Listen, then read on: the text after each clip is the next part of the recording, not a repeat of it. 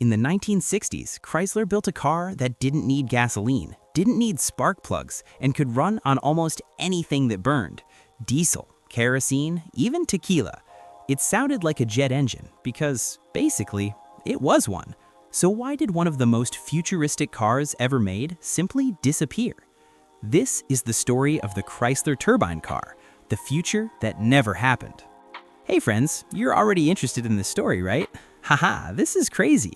If you liked this idea, that's what you'll find here at Forbidden Garage. Every week there are videos of crazy cars that didn't work out, bizarre prototypes. So hit the like button, subscribe to the channel, and let's go for another insane piece of content. In the late 1950s and early 1960s, automakers were obsessed with innovation.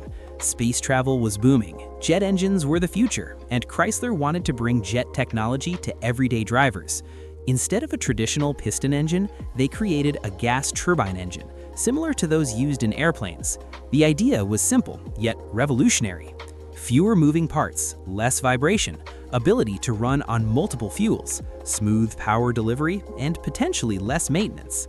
Chrysler believed this could completely replace the internal combustion engine. In 1963, Chrysler unveiled the Turbine Car, a futuristic bronze-colored coupe that looked like it came straight out of a science fiction movie. They built a total of 55 cars, 5 prototypes, 50 production-style cars. Instead of keeping them locked away in laboratories, Chrysler did something crazy. They gave them to ordinary American families to be tested in real life. Ha, if it explodes, let it not be on us. More than 200 drivers in the US used the turbine cars for months on end, turning ordinary people into experimental test pilots. And the reactions? Mostly astonishment. The cars started easily in cold weather, ran without problems, and could operate on different types of fuel without major difficulties. In other words, apparently, everything was top-notch. But beneath the futuristic surface, serious problems began to emerge. First, fuel consumption. At highway speeds, it was reasonable, but in the city, terrible. It drank more than your uncle on a Sunday. Second point, throttle response. The turbine engines had a delay in acceleration. You pressed the pedal, waited, and then the power arrived.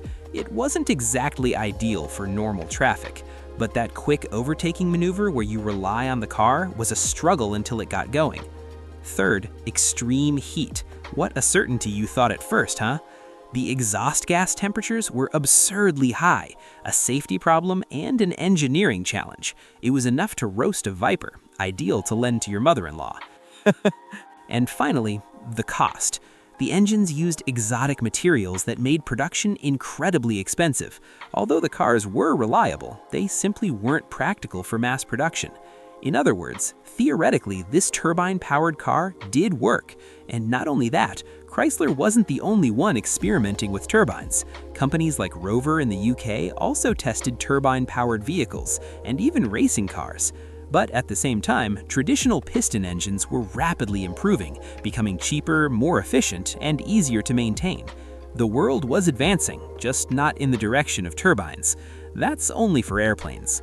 In the late 1960s, the program was quietly shut down. And here's the shocking part. Most of the turbine cars were destroyed, crushed, scrapped, gone forever. Why? Taxes, legal complications, and fear of maintaining experimental vehicles long-term. Of the original 55 cars, only a few survived.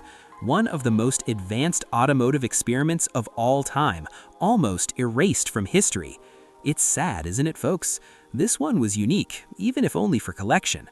The Chrysler Turbine Car proved that the future could be completely different, but it also showed that innovation alone is not enough. Sometimes the world simply isn't ready. Sometimes the future arrives too early and runs out before it even takes off.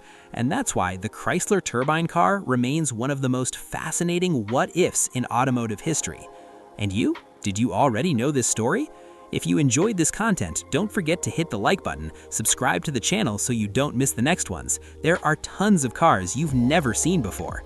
This is Forbidden Garage. Thanks, and see you next time.